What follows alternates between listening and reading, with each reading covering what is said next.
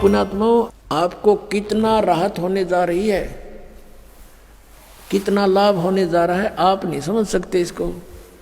और हम कितना कष्ट उठा चुके हैं संख्यों बार।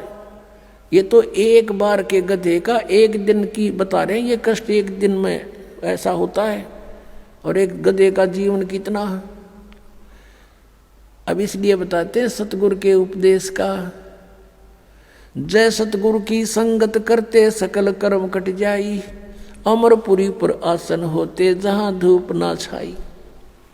यदि सतगुरु की संगत करते, शरण में आ जाते, ये नकली सतगुरुओं की नहीं बात बनती, तो कहते हैं ये कैसा दुख आपके ऊपर हो रहा है, किस प्रकार बाईपास निकालेंगे संत।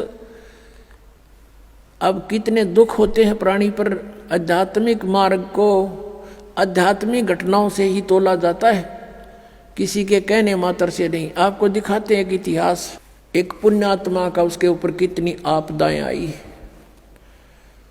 और जो धन आपको प्राप्त होने जा रहा है, जो ज्ञान और भक्ति और विधान आपको मिलने जा रहा है, उससे आपको कितना बेनिफिट होगा, कितना राहत मिलेगी। अब परमात्मा कहते हैं धर्मदास तो 1,00,000 दुहाई, और ये सार शब्द की दबार न जाई।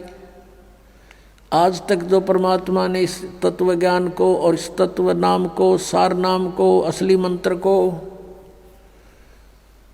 छुपा के रखा हुआ था, क्योंकि सतयुग त्रेता द्वापर में ये प्राणी दुखी नहीं होता, और पिछले पुण्य कर्म इसके घड़े साथ होते हैं, जिस कारण से कोई भी कुछ भी साधना भक्ति कर रहा होता है उसमें भी वो सुखी रहता है। वो ये सोचता है मुझे इस साधना से ये सुख प्राप्त है। इस कारण से सतयुग त्रेता द्वापर में परमात्मा ने काल को छूट दे दी थी। इसने प्रार्थना की करके मांगा था और कह दिया था ठीक है भाई, 3 युगों में हम नहीं ले जाएंगे प्राणी, और चौथे युग कलयुग में हम ले जाएंगे। तो कलयुग से पहले का कोई इतिहास दिखा दो, कोई मुसलमान न्यारा बना हो, या ईसाई अलग बना हो, या कोई जैनी अलग बना हो।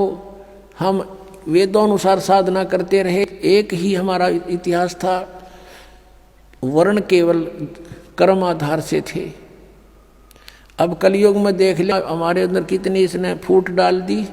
कोई हिंदू बनाया, कोई मुसलमान बनाया, कोई ईसाई बनाया, कोई सिख बनाया, कोई कुछ बना दिए, हमें अलग अलग पाट दिया। इसको डर था कि कलयुग में परमात्मा से वायदा हुआ है वो आएंगे या अपना कोई दास भेजेंगे अपनी शक्ति देकर, तो उस समय तक ऐसा कर दो इन प्राणियों को ये कति कंडम हो जाए, एक दूसरे के शत्रु हो जाए, कोई एक दूसरे की साधना को गलत बता दे तो मरना तैयार हो जाए। ऐसे समय में परमात्मा ने ये स्टार्ट किया है। लेकिन ये बुद्धिहीनता हमारी। मान ले मैं आपके मार्ग को गलत बता रहा हूँ और आपको कॉन्फिडेंस है सही है, तो मेरी बातें ना सुनो, इसमें झगड़े की क्या बात है। तो ये काल ही करवाता है। लेकिन अब परमात्मा की मेहर होगी अपने बच्चों पर, समाज शिक्षित है, सब इतिहास हमारे पास है, हमारे सदग्रंथ प्रत्येक धर्म के प्रत्येक धर्म वालों के पास है। अरदास उसमें बताओगे ऐसा लिखा, आप खोल कर देख लेना, बात समझ में आ जाएगी। तो अभी तक हम सतगुरु ना मिलने से कितना कष्ट उठाया। सतगुरु के उपदेश का लाया एक विचारे, जय सतगुरु मिलते नहीं फिर जाते नरक दुआरे। नरक द्वार में दूत सब करते खेचा ताने, उनसे कभू ना छूटता फिर फिरता चारों खानी। चार खानी में भरमता कबू न लगता पारे, सो फेरा सब मिट गया मेरे सतगुरु के उपकार।